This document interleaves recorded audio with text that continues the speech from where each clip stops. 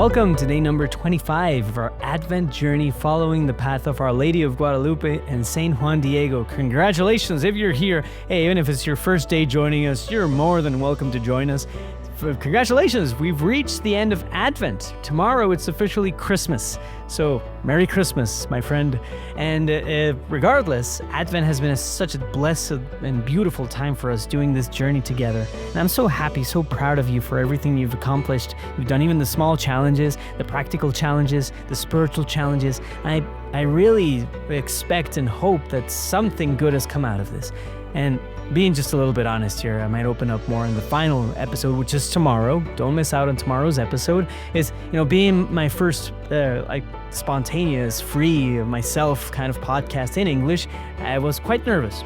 I feel like the outcome might have been nice. So if you have any feedback you might want to share with us, please go ahead and do it. There's our Spotify account where you can leave a comment or something, and there's the Juan Diego Network social media, and you can certainly drop a comment there, and we're more than likely to read you. So thank you so much for joining us. And also, if you want to help whatever it is we're doing, if you've liked this podcast, well, you can certainly give us a 5-star review, subscribe, all that stuff. That certainly helps a lot. And we always say it at the end of the podcast, but it's also good to say it now at the beginning.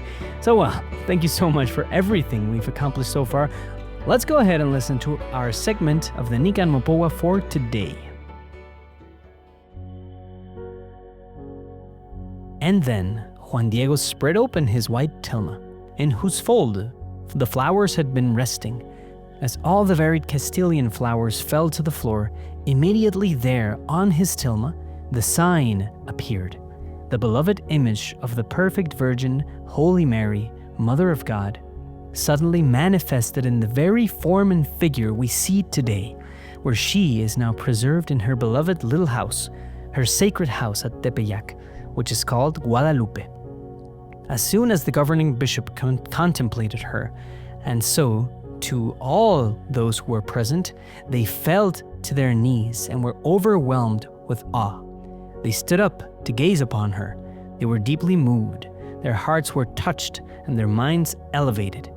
And the governing bishop, with tears and sorrow, begged her, asking for forgiveness for not having carried out her venerable will, her venerable word. The bishop then stood up and carefully untied the garment, Juan Diego's tilma, from his neck, the cloth on which the celestial queen had appeared, where she had become the venerable sign. And then he carried her and placed her in his private oratory. Juan Diego stayed the entire day there in the bishop's house, who insisted that he remain. And the very next day, the bishop said to him, "Come, let us go so you can show me where the Queen of Heaven wishes her temple to be built." Immediately, the order was given to begin and raise the structure. This all reminds me of the passage of Zacchaeus. "Lord, half of my possessions I will give to the poor, and if I have defrauded anyone of anything, I will restore it fourfold." Now, these words Zacchaeus said when Christ entered his house and after dinner, after everyone had criticized him. Well, this was a concrete action that immediately followed an encounter with the love of God. You see, these spiritual experiences we've talked about during this entire Advent season aren't abstract. Action is always better than abstraction. So these things must drive us to real, tangible commitments to our neighbor.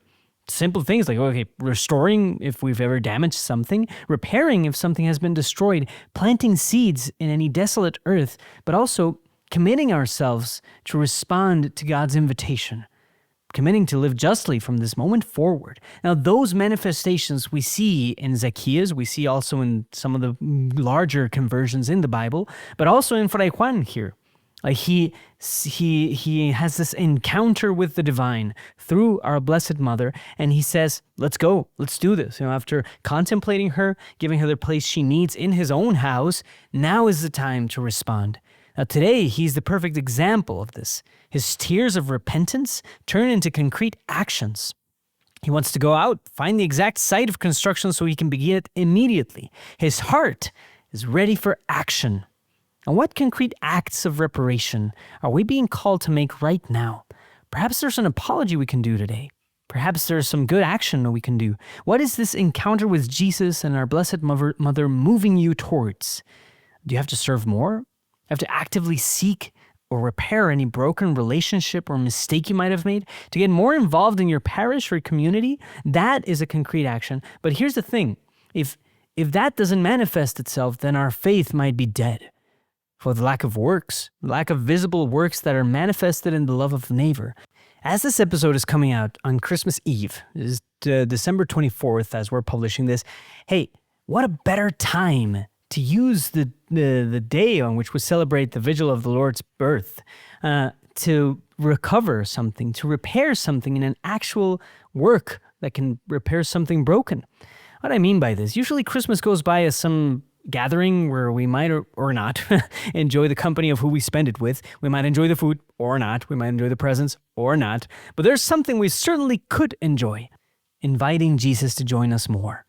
And that could manifest itself in a repair. Repair is a great way to give out a present. What if there's someone you've been waiting so much time to apologize to? And this could be the perfect moment, the perfect day. What a better moment than Christmas. I really want to encourage you to take this into some special action that involves your neighbor, because that is what conversion most manifests itself in the most beautiful way, is when it translates to healing brokenness.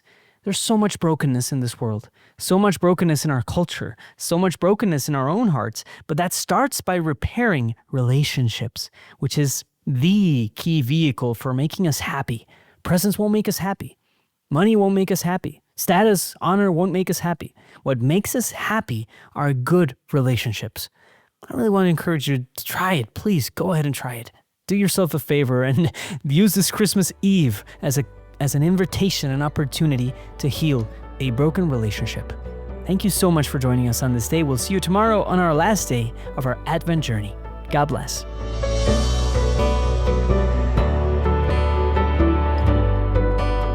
This podcast is brought to you by Juan Diego Network, a project by Juan Diego and Friends Incorporated, a nonprofit seeking to attract people on the internet to in-person Christian community and the sacraments. Visit JuanDiegoandFriends.com to check out our other missionary initiatives.